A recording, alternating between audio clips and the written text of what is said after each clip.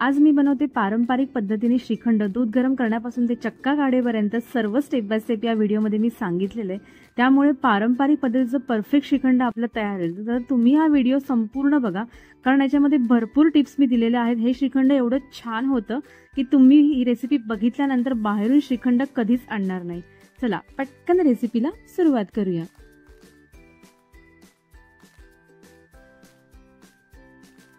आता सर्वात आधी आपल्याला दूध गरम करून घ्यायचे। त्याकरता इथे मी एक स्टीलचं भांड घेतलेलं आहे। आता दूध गरम करायच्या अगोदर पहिले आपल्याला याच्यामध्ये पाणी घालायचे। थोडंसं या भांड्यामधून पाणी याच्याकरता काढायचे, कारण आपण दूध जेव्हा उकळू तेव्हा आपलं दूध जे आहे ते पातेल्याला चिकटणार नाही। तर मी असं सर्व पाणी असं भांड्यामधून काढून घेते, हे बघा। आणि आता हे पाणी आपल्याला टाकून द्यायचे। आता आपल्याला याच्यामध्ये दूध घालून घ्यायचे। हे 2 लिटर दूध आहे। हे सर्व आता मी या भांड्यात घालून घेते। आता आपलं दूध जे आहे ना ते भांड्याला चिकटणार नाहीये अजिबात। हे टिप नंबर तुम्हाला मी 1 सांगितली। आता आपल्याला दूध मीडियम गॅसवरती गरम करायला ठेवायचे आणि दूध आपल्याला छान असं मस्त उकळू द्यायचे।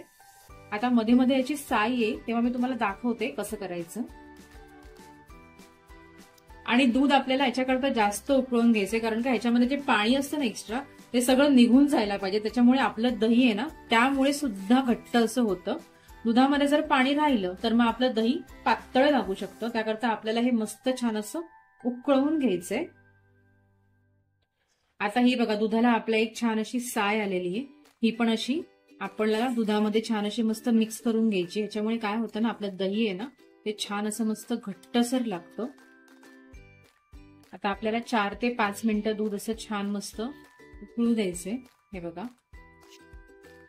आता आपलं दूध जे आहे ना ते वरती नाही यायला पाहिजे, त्याकरता इथे मध्ये असा चमचा घालून ठेवायचा। आपल्याला दूध पण उकळायचंय आणि ते वरती पण नाही यायला पाहिजे, त्याकरता इथे मी असा चमचा घालून ठेवते, ज्याच्यामुळे आपलं दूध जे आहे ना ते वरती येणार नाही। आता आपलं दूध छान उकळून झालेलं आहे, मी बघू शकता। आता मी गॅस बंद करून घेते आणि दुधाला छान असं मस्त रूम टेम्परेचर वरतीच थंड करून घेते। तुम्हाला हे दूध फ्रीजमध्ये अजिबात ठेवायचं नाहीये। आता हे दूध मी गॅसवरून काढून घेतल्याच्या नंतर आपल्याला असं मध्ये मध्ये हलवायचंय, जेणेकरून आपलं दूध लवकर थंड होईल। हे बघा अजून केवढं गरम आहे, मी तुम्हाला दाखवते दूध केवढं थंड करायचंय तुम्हाला।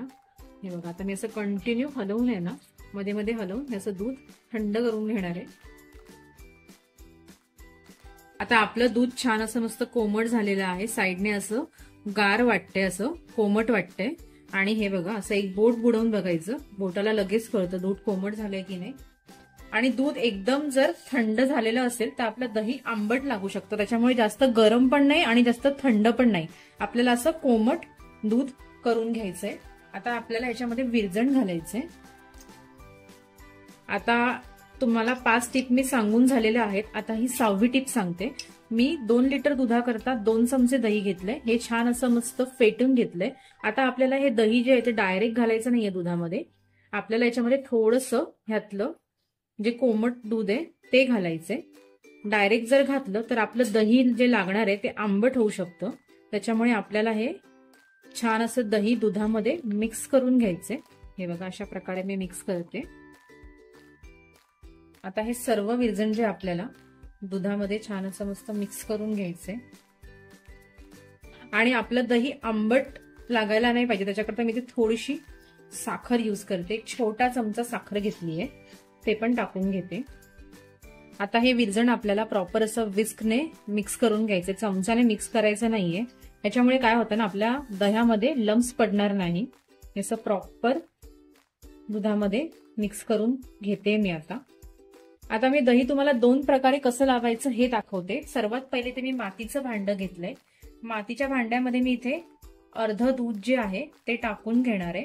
आता मातीच्या भांड्यामध्ये आपण दही का लावायचं, कारण का दही पटकन तयार होतं, त्याशिवाय ते जाड सुद्धा होतं आणि याच्यामध्ये एक्स्ट्रा जे पाणी असेल ना ते मातीचं भांड सगळं शोषून घेतं। त्यामुळे इथे मी मातीच्या भांड्यामध्ये म्हणजे पारंपरिक पद्धतीमध्ये इथे मी तुम्हाला दही लावून दाखवलेलं आहे। आता हे आपल्याला झाकून ओट्यावरती एका गरम जागे ठिकाणी नाहीतर कुठेही तुम्ही हे ठेवू शकता, जेणेकरून ह्याला हवेचा संपर्क येणार नाही। तर आता मी हे एका साईडला ठेवून घेते। आता आपलं उरलेलं दूध जे आहे ते मी काचेच्या भांड्यात टाकून घेते। आता काचेच्या भांड्यात का घालायचं, कारण का ह्याचं टेस्ट आणि टेक्स्चर आहे ना ते छान असं मस्त मेंटेन राहतं. त्याचबरोबर वाऱ्यापासून सुद्धा काच एकदम आपल्या दुधाला सेफ ठेवते. शिवाय आपलं दही पण खराब होत नाही. आता हे पण आपण झाकून असं व्यवस्थित ठेवून देऊया. आणि एकदा हे दही लावलं ना की ह्याला ना जास्त हलवायचं नाहीये, एका ठिकाणी असं कोपऱ्यात उबदार ठिकाणी ठेवून द्यायचंय. तर आता आपण हे नंतर 7 ते 8 तास ठेवायचे तुम्हाला हे. आणि आता हे आपण नंतर 7 ते 8 तासानंतर चेक करून घेऊया. हे बघा आता 8 तास झालेले आहेत. आपण कपडा काढून घेऊया. हे बघा आपलं दही छान असं मस्त सुरेख लागलेलं आहे, तुम्ही बघू शकता. काचेच्या भांड्यात सुद्धा असं घट्टसर दही लागलंय आणि मातीच्या भांड्यात सुद्धा मस्त दही लागलेलं आहे आपलं. हे बघा एकदम असं घट्टसर दही आहे. आता सर्वात पहिले तुम्हाला मी मातीच्या भांड्यामधलं दही दाखवते.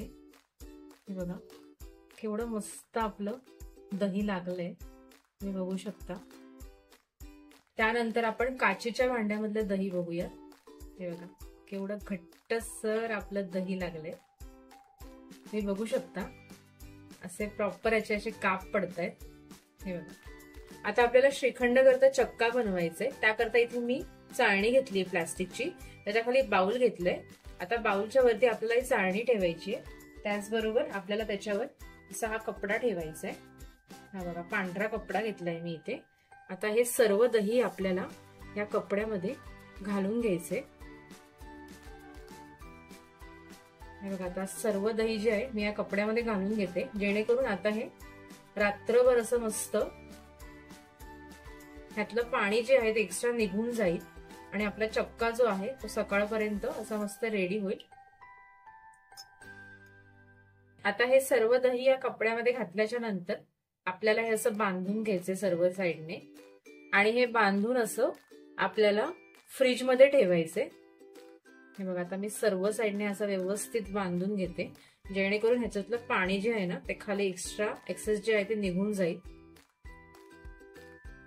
आता हे जर तुम्हाला 2-3 तासाकरता ठेवायचं असेल तर तुम्ही असं कुठेही बांधून पण ठेवू शकता, पण मी हे रात्रभर ठेवणार आहे. त्याकरता मला इथे फ्रीजमध्ये ठेवायचं आहे. आता त्याच्यावर मी असं जड काहीतरी असं भांडं ठेवणार आहे, जेणेकरून त्यातलं पाणी जे आहे ना एक्सेस ते खाली येईल. आणि आता हे बघा मी बांधलं तोपर्यंत अगदी थोडंसं पाणी आलेलं आहे. तर आता हे रात्रभरात सर्व पाणी निघून जाईल आणि आता मी असंच असं फ्रीजमध्ये ठेवून देणार आहे. आता आपला चक्का छान तयार झालाय, तर मी काढून घेतलाय हा कपड्यामधून. त्याच्यावरती आता मी इथे पिठी साखर घालून घेते. हे बघा म्हणजे पिठी साखर आणि चक्का जो आहे ना तो मस्त छान खालून चाळणीतून असा बाहेर येईल. तुम्हाला जेवढं गोड पाहिजे त्याप्रमाणे तुम्ही करू शकता. हे बघा अशा प्रकारे चक्का जो आहे ना तो आपल्याला सर्व असं चाळणीमधून छान मस्त त्याच्या गाठी ज्या असतील मध्ये त्या सगळ्या निघून जातील. सगळं काढून घ्यायचंय.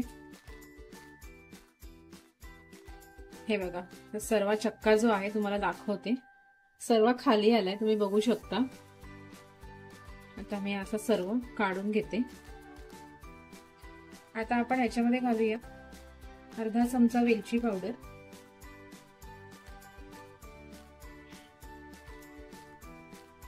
आणि थोडं केसरचं दूध. हे केसर मी थोडेसे 1 तास असे मस्त भिजवून ठेवले होते गरम दुधामध्ये. ह्याच्याने पण आपल्या श्रीखंडाला असं मस्त छान असा फ्लेवर येतो. तर ते पण मी ह्याच्यामध्ये टाकून घेते. थोडेसे काजू बदामाचे काप. आपल्या श्रीखंडाला केशरने छान असता मस्त फ्लेवर आणि कलर दोन्ही येणार आहे. त्याचबरोबर काजू बदाम. आता हे श्रीखंड आपण सर्व असं मस्त मिक्स करून घेऊया.